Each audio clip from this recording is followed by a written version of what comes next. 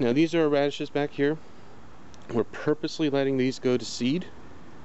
It doesn't get a lot of light back here. They're not going to develop what you eat, which they haven't, and they're already starting to put out their flowers, which by the way are just absolutely beautiful, and they have a good smell to them. And our basil in here, we just harvested. This is our second or third harvest of basil. It's doing real nice. If you want to make sure that your tomatoes pollinate, because they carry both male and female inside the same flower, you just give it a tap. You know, don't be hard, and the pollen is up above. It falls onto the proper parts and it does its thing because the flowers are down. So if you want to make sure that you get good pollination, just give it a little shake every morning. And here's our first row of carrots that we put in. They're doing real good. They're up to almost a foot tall, and our onions are doing wonderful.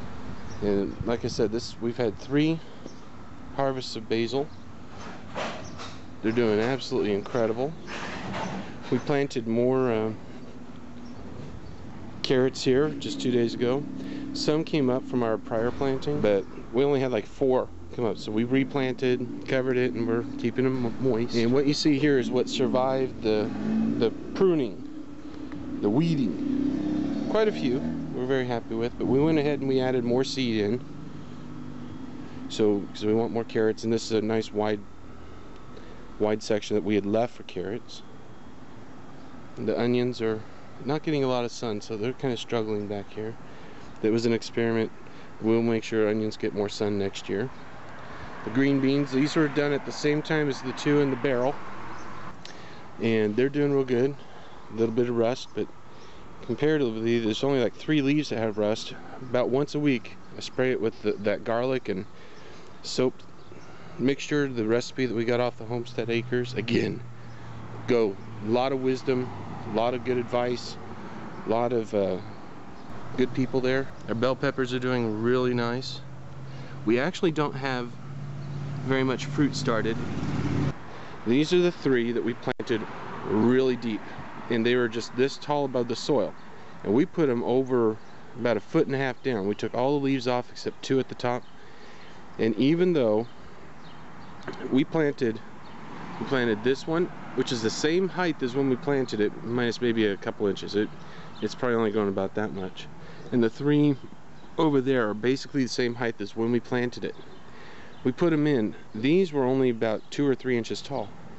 These not only have caught up, look at how much more rich and full their foliage is. That's real lanky and kind of sad. These have easily twice the foliage cover. The flowers when they come out are big. They're beautiful.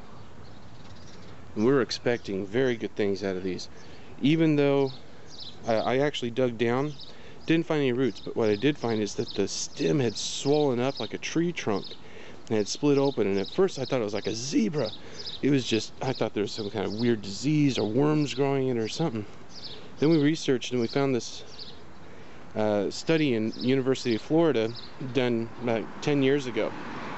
And they did a long-term study about planting bell peppers deep or not, and they found that it does benefit. No, they don't put roots out, but the stem like swells up and it's like one giant root, and so it overall helps the plant. And so we will be doing that in the future for all of our bell peppers.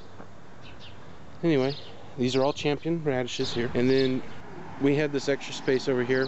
We went ahead and we seeded carrots. We had a half a package of carrot left at 20 cents. If we get like 2 carrots, we've you know, got our 10 cents out of it, and they're growing. There's some. It's only a couple days. There's true leaves coming out already. And when I say a couple days, we did this 3 days ago, and we already have true leaves starting to come up. This is supposed to be a jalapeno, but they look like bell peppers, 3-chamber bell peppers. Maybe they're, I don't know. Could have been mislabeled. If I get a bell pepper out of it, that's okay too, because we got all those. These are the cantaloupes that we put in. All of them have taken. They're all growing. They're all doing really good. They've all got flowers. Every one of them has flowers on them. Don't want to make you too dizzy. And they are just absolutely beautiful. Remember, cantaloupe likes water. You can't overwater, so we only do it once a day. But then our watermelon.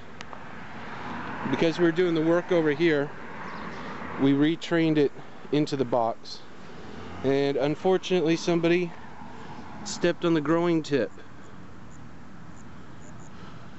So this one stopped growing. But once that happened, in about 3 days, we got a new shoot shot out. So this one's probably going to die off, or I'll take it off if there are no flowers on it or fruit, and let all the energy go into this because it's on the same stem. This one hasn't grown much, but it's got new growth. It's taking a while to start. And this one's going wild here. Uh-oh. You're seeing my potato bin. That's all native soil in here. Because we don't want to buy any soil. That changes the cost per pound on my potato, and I want it free. So those are doing good. Nothing coming up from our pecans. The other one, I trained this one up because it only had 2 small ones. I just clipped right away, and it was already long enough. The growing tip came damaged, but it put on its own runners. This is what you do, you just kind of tie it on loosely.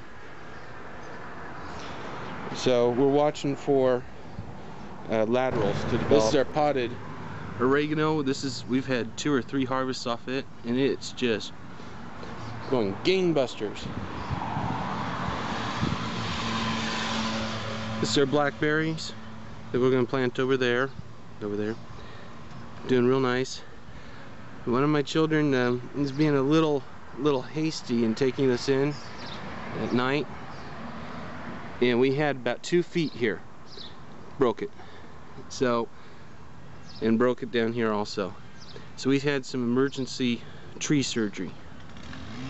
So this is taken, but this one we had a splint on it. It didn't take. So what you do is you just cut it off below the break, and then you cut above the break, put it in water, let it sit there for a couple days, let it green back up, and then when we plant over here, we'll put it in with the smaller bush, and then that'll take off and grow. They'll put roots out. It is a vine. Our sweet peas are absolutely amazing. The more you cut them, the more flowers they put out. It's like a defense mechanism. What? You're cutting me? Oh no, I better grow more. We have approximately 50 stems at like 10 buds each, so there's like 500 flowers there. And we got like another 50 on this side. So we literally have like 1,000 flowers coming up just in that area. Radishes are doing good. We just thinned them and put some here where our white onion was. The carrots are coming up real nice. Onions are doing really good.